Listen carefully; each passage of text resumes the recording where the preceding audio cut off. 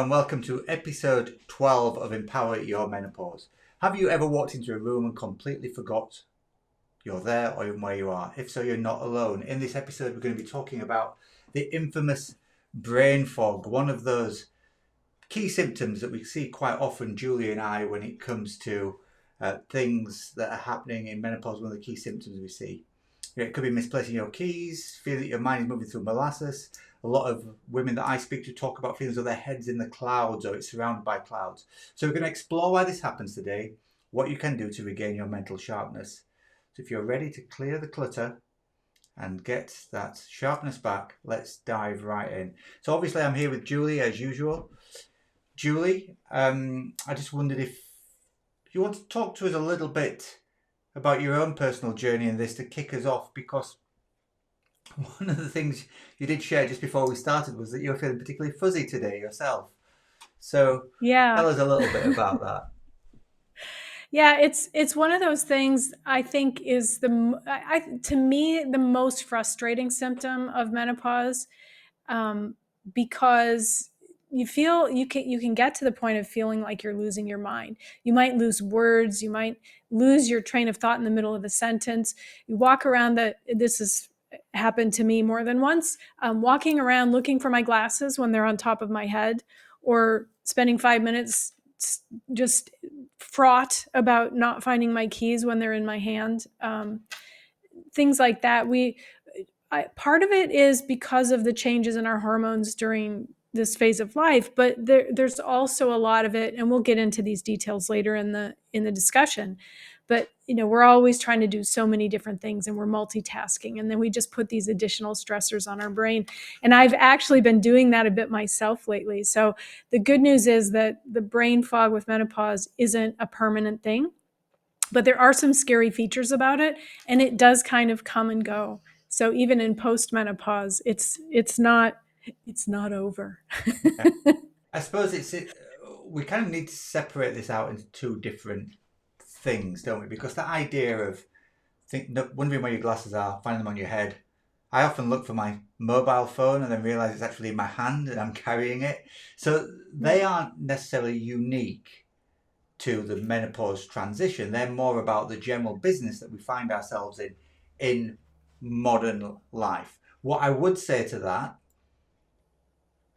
is that people who are overly busy, and I would include myself in that, and I would include almost every single woman over 40 that Mhm. given that we know that there's loads of things that play in here. There's husband, kids, family, pets, work, PTA, all these things, friends, everything's playing at the same time. So there's a general busyness.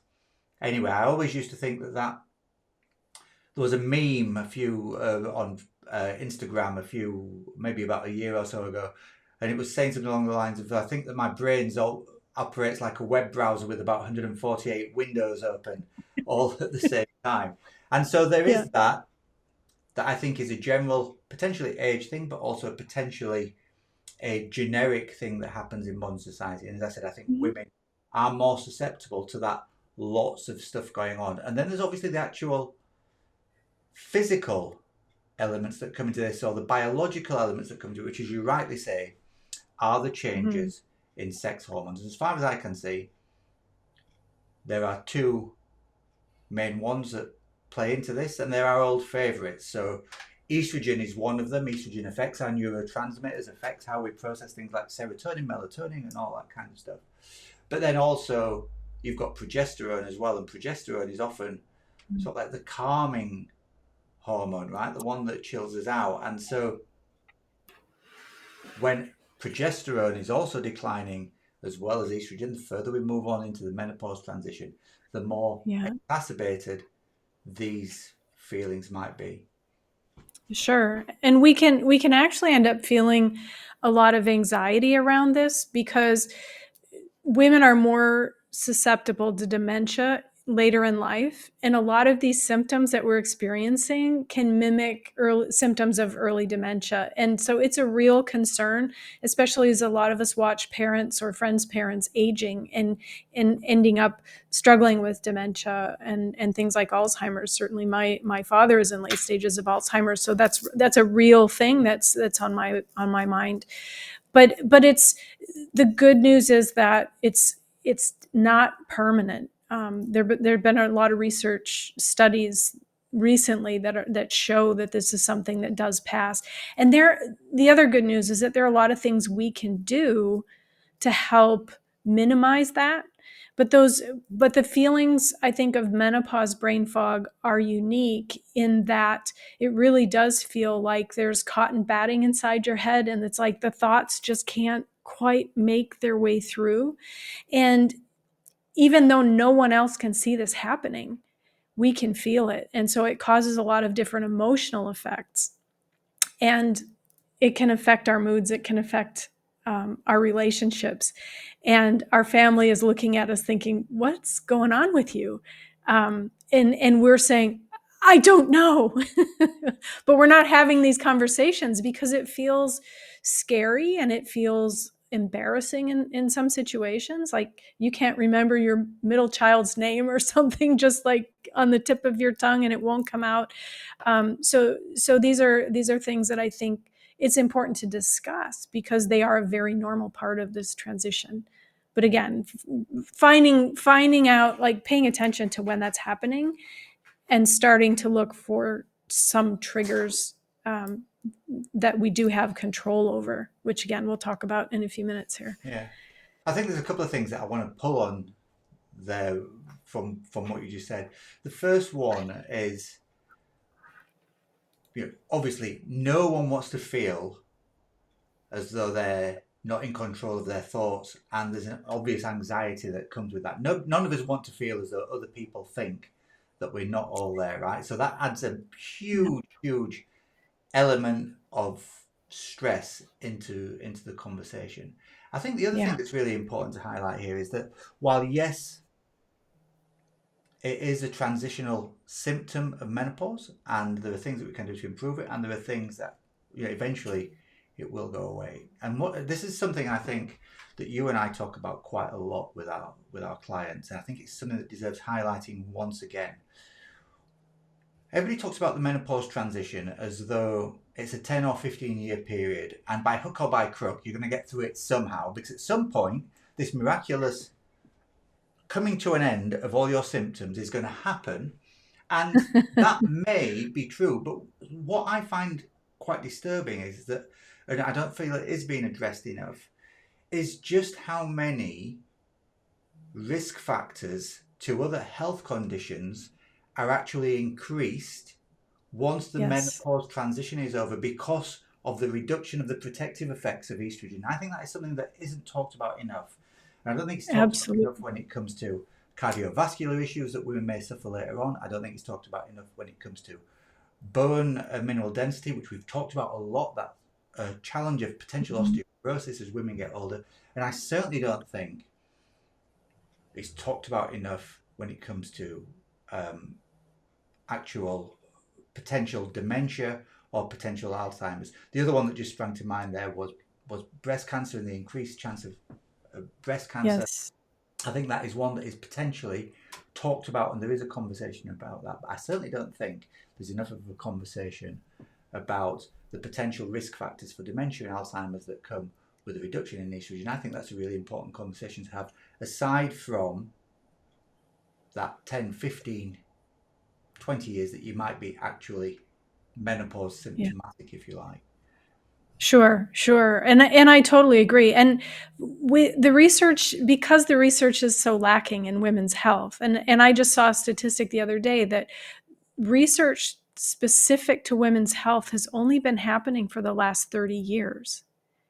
I mean, think Right. about that in the history of medicine. It's nothing. It's a blink of an eye.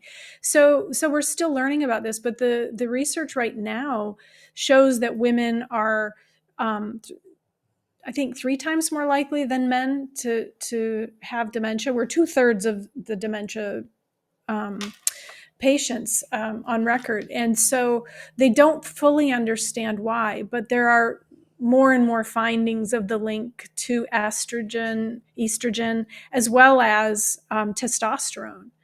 And I think women forget that we also have testosterone, and that's something that is going to start fluctuating as well. But estrogen is the big one, Yeah. certainly for our brains and for our bodies. And it doesn't mean we all have to suddenly go and start taking a bunch of hormones, but it does mean that we do, as you said, we do need to pay serious attention. And instead of putting this off, thinking we'll get to it one day, when things settle down, I'm going to change my diet. When things settle down, I'm going to start exercising. I got news for you. Things aren't going to settle down. Right. And it comes back to the age old conversation that people have around their health all the time. I will Yeah. start next Monday. I will start, after my Yeah. significant birthday. I will start after I've organised my husband's 60th, after I've planned the kids' 21st, after I've got the kids to university. When there's a blue Yeah. moon rising in Aries with a Sagittarius minus or whatever it might be, we can always find a way to Yeah. put things off and push things further on. But given that starting to do something about it doesn't have to be everything done in one fell swoop. It doesn't have to be this huge, I'm just going to change my whole lifestyle in one go. There's no better time to start trying to make some changes, however small they are, right now. Yeah. Absolutely. It's the Chinese proverb, right? When's the best time to plant a tree? 20 years ago. When's the next best time? Today. Yeah. It's just and yeah, I think this is something we can't emphasize enough, really.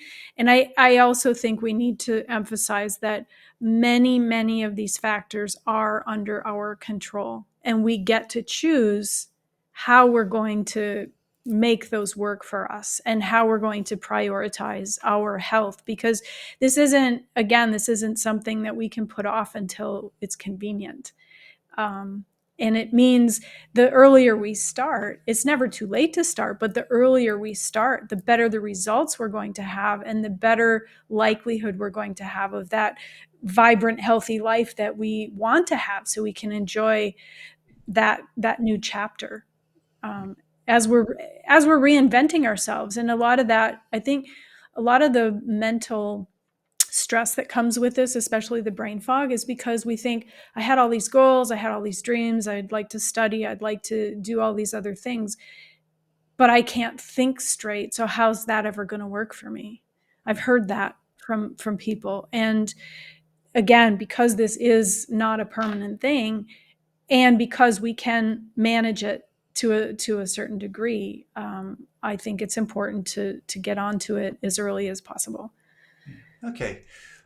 We seem to be following a bit of a format now with these podcasts 12 in, don't we? That we talk about something, we introduce it, we talk about what the challenges are, why it's an issue, and then we talk about what we can do about it. So I'm going to kick this off. So there's some practical strategies that can help improve mental clarity, and I'm going to throw exercise onto the table because I think it's a really simple one for people Mhm. board with physical exercise, especially strength routines, which also have an additive effect on all the other things we talk about, protecting muscle, protecting bone density, etc.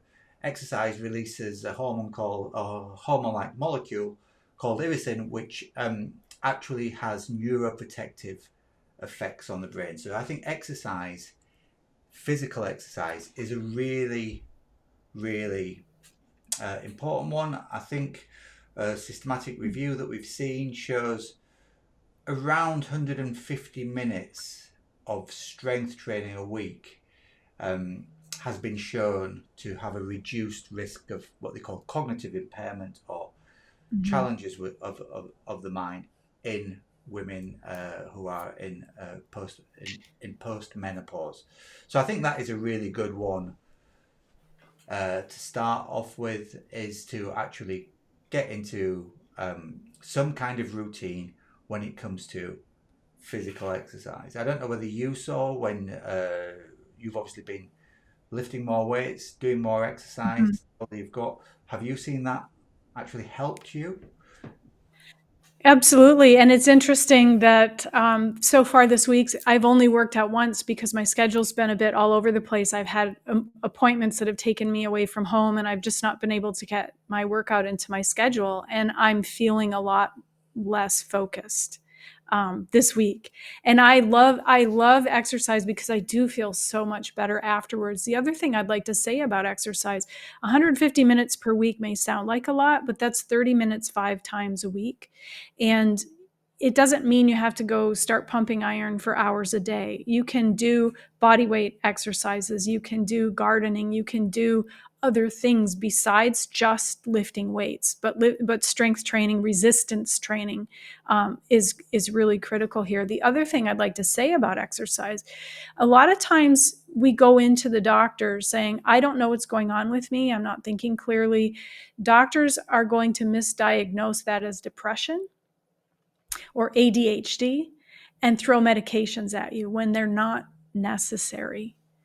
I'm not saying there isn't a place for those things, but the truth is that exercise has been proven in many research studies to be the most effective antidepressant there is, and it can be basically free. So, aside from investing some time in yourself to make it Mm. happen, think about all the money that can save you on medications, quality of life issues, and again, your health and your bones and all of the other things that we've talked about Yeah, going along with that. yeah. And as you just shared just then as well, such an easy thing to do as long as we can afford and find the time to do it. And I think at some point, Yeah. because one of the things we're told quite often is, I can't find the time to do X, Y, or Oh Z. yeah. We might need to do a time management episode at some point in future, but that will come for a future date now. So you're absolutely right. 150 minutes isn't a lot at all. And if you know, I know that there'll be days personally where I'm scrolling rubbish on social media for an hour. So people saying they can't find half an hour. I think I appreciate that time management is a challenge, but half an hour a day Yeah. shouldn't be too much of a stress for most people, I would say. Sure. Yeah. Shall we? Well, and Sorry, go ahead. just one more comment on that. One of the other things that several studies at least have shown is that that 30 minutes doesn't have to all be at once. If you really truly can't find 30 minutes in the day, you can break it up into 10-minute segments. So if that means doing some squats and push-ups and climbing some stairs for 10 minutes at one part of the day, and then going for a walk, or doing some walking lunges or something for another 5 or 10 minutes here or there, you can break it up and Yeah. fit it in. Cumulative effect of exercise. Yeah. Yeah, I think it's something that's really, really understated, particularly when people feel as though they are challenged for time. As you say, getting up, doing 5 minutes here or there of something, 5 minutes of squats at your desks, wall Yeah. push-ups, walking lunges, whatever it may be, can all help, as well as just movement around the house as well. That daily movement around the house or outside of the house that comes from things like gardening, you know, cleaning, whatever it may be. Other elements of movement that you can do, even just going for a walk, can give you that time and stimulus away from the business Mhm. as well. So you're getting the exercise and the extra benefits of doing that too. Shall we talk a little Sure. bit about nutrition then as a Of course. next of like strategy? So we've done exercise. Let's talk about nutrition. Three things for me: omega 3s, leafy greens, and staying hydrated. I wonder if you wanted to speak into those a little bit, and let's pull them to pieces. Sure. Omega 3s are critical. A lot of the oils and fats we have in our diets are filled with omega 6s, and we have an imbalance there. And we don't have to get a chemistry degree to understand omega 6s and omega 3s. It has to do with the fatty acid chains, but you don't care about that. The main thing you want to know about is that omega 6s are more pro inflammatory and they can damage your tissues, and especially when it comes to brain health. So, omega 3s, like the stuff you get in fatty fish like salmon and mackerel or sardines, the the oils you get in things like flax seeds and nuts. These are going to be much more health supporting. Walnuts are great. One of the things I love about nature is that oftentimes the foods we eat are shaped like the organs they help. And if Mm, you look at a walnut, it looks like a little brain. absolutely. Um, so that's a good way to remember. And by the way, if you don't like walnuts, I will give you a quick tip, and that is most nuts have protective coatings on them, and to avoid predators, so that they can be in the ground and germinate.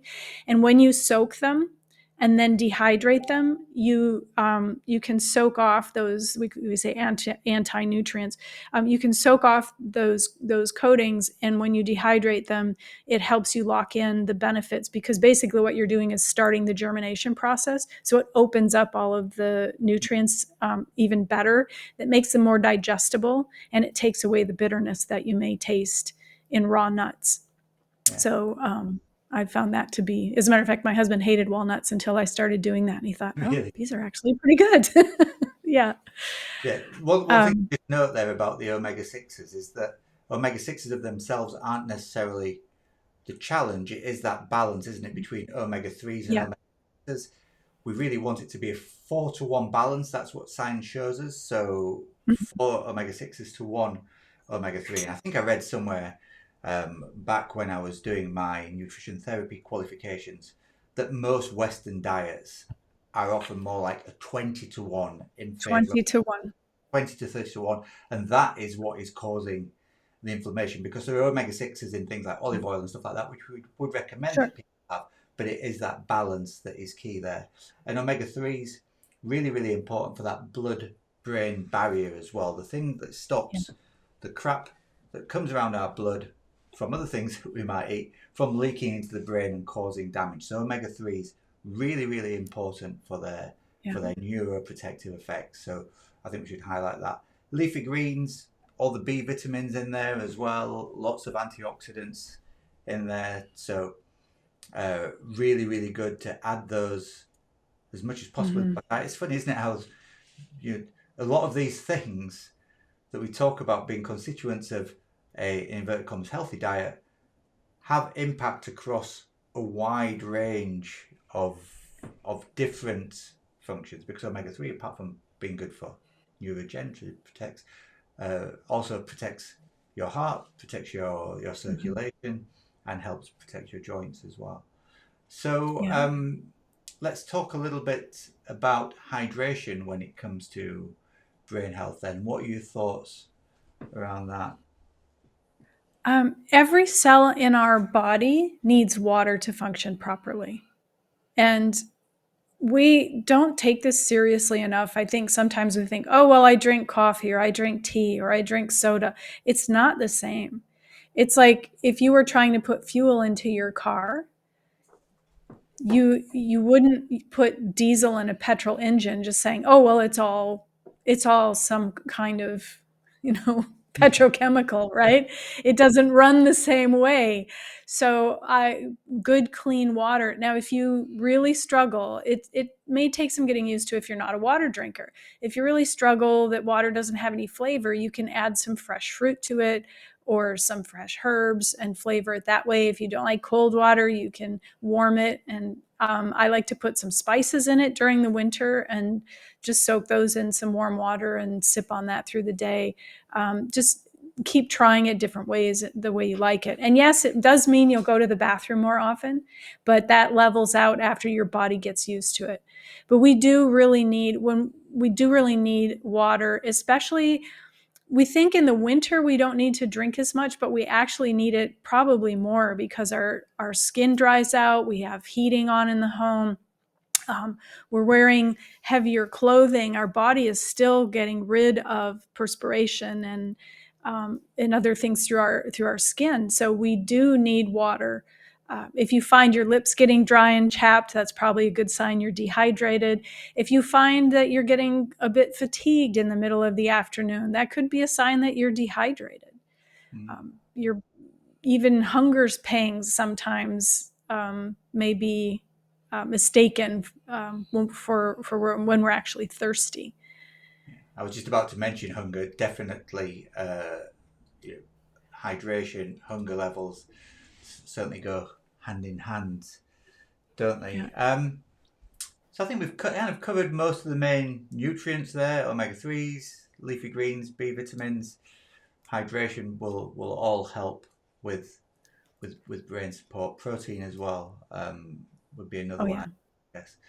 Let's talk about things that we can do from a structural or environmental or training point of view. Then, the obvious one is to try and keep your brain as active as possible. Right? Engage in Hmm. some form of brain training, if you like, whether that be doing a Sudoku, doing a crossword puzzle, whatever it may be, some kind of Hmm.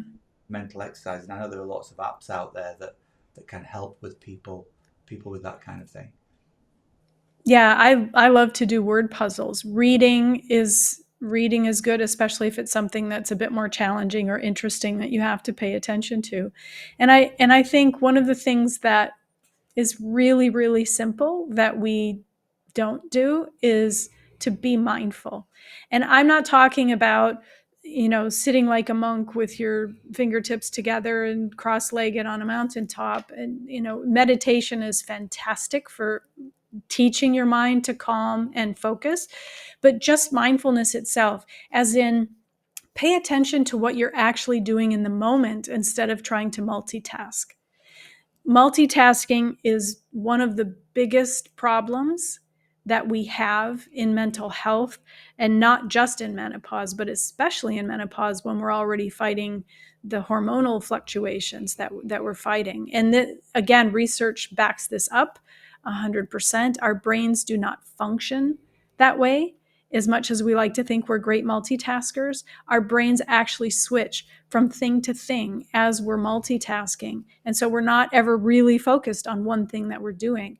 And we're more prone to make mistakes. We're more prone to feel fatigued. We're more prone to feel overwhelmed.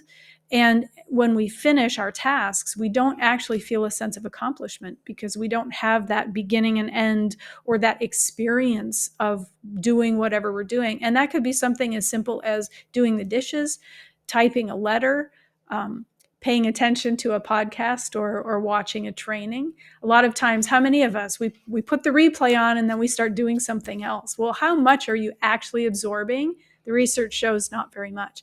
So starting to practice just a little bit every day, paying attention, being in the moment and paying attention to what you're doing.